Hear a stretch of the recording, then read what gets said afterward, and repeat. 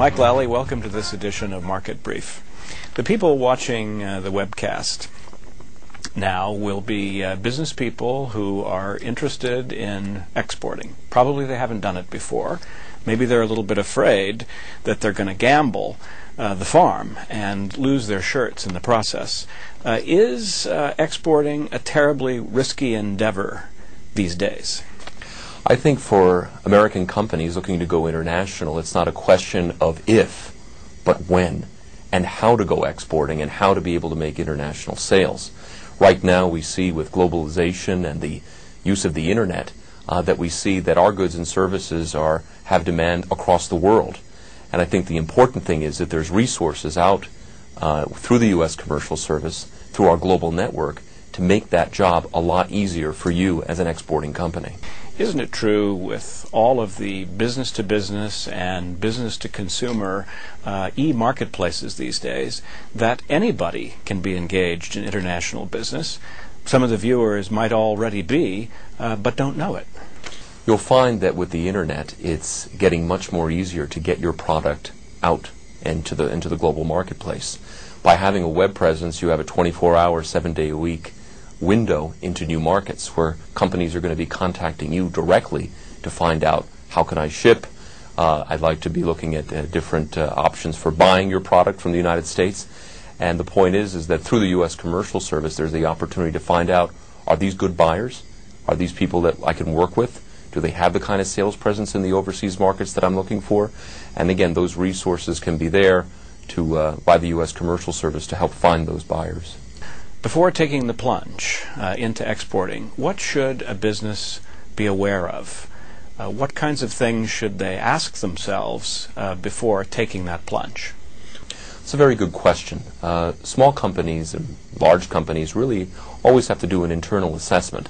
Am I structured? Am I ready to go international? Look at your product and service lines. Are they successful domestically? Are they ready to go international? How am I structured internally? How are my banking relationships? Is my bank positioned to handle letters of credit and to take me internationally?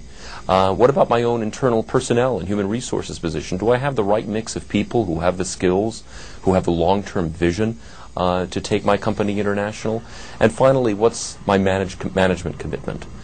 Is my top management, is my boss ready to take the time, take the effort, and invest the resources to help our companies to help the company go international?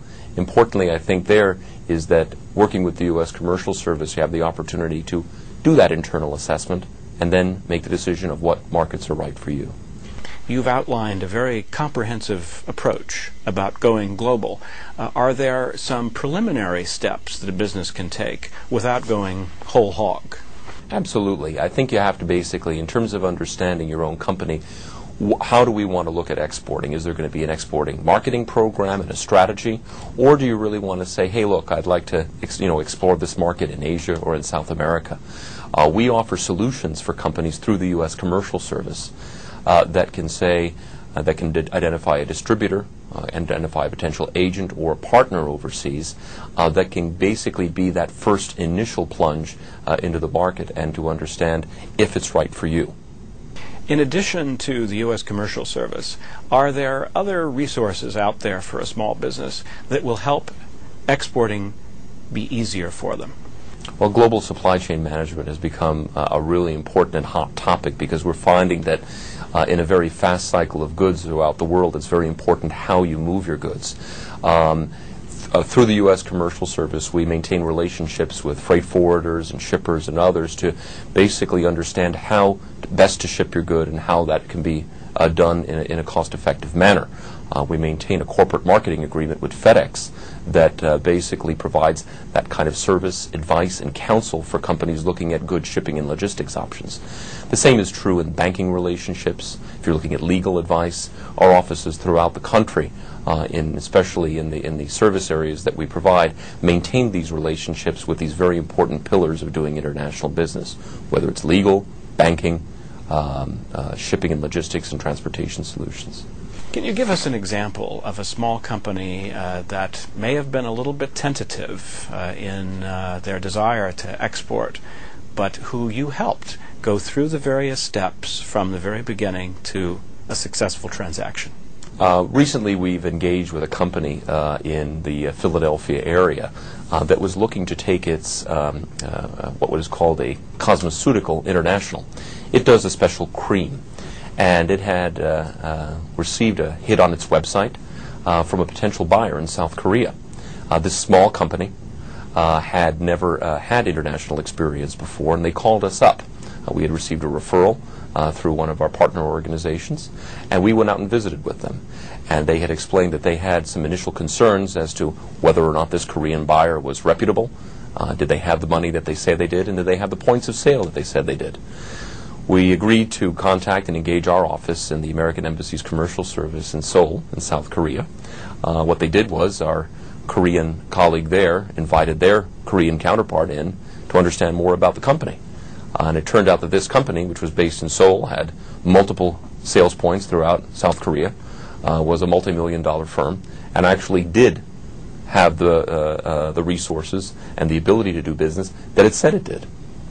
We were able to go back to that firm, meet with them face-to-face, our exporter, our company in the Philadelphia area, and explain to them that actually this deal can go through.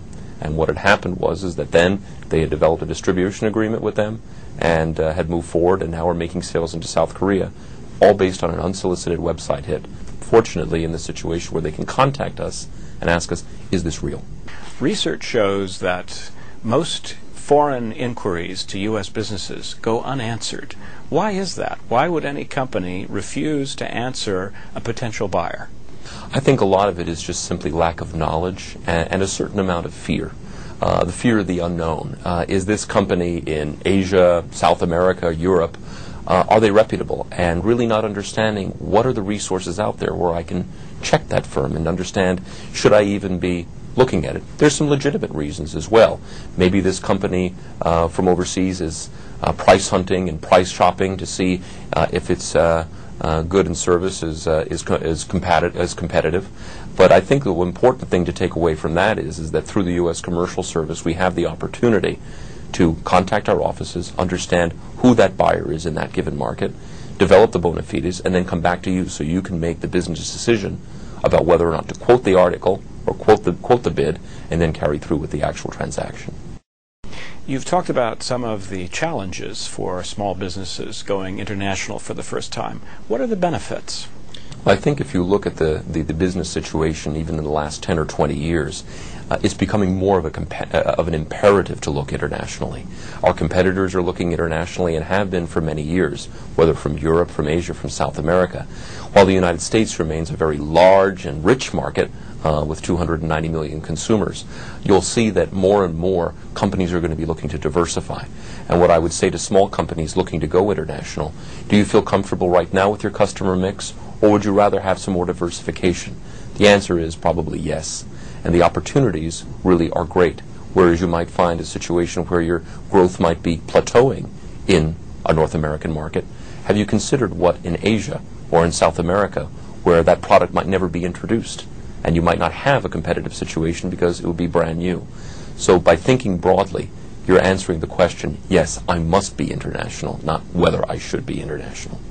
Mike, I want to thank you very much for being here today. Thank you, Doug.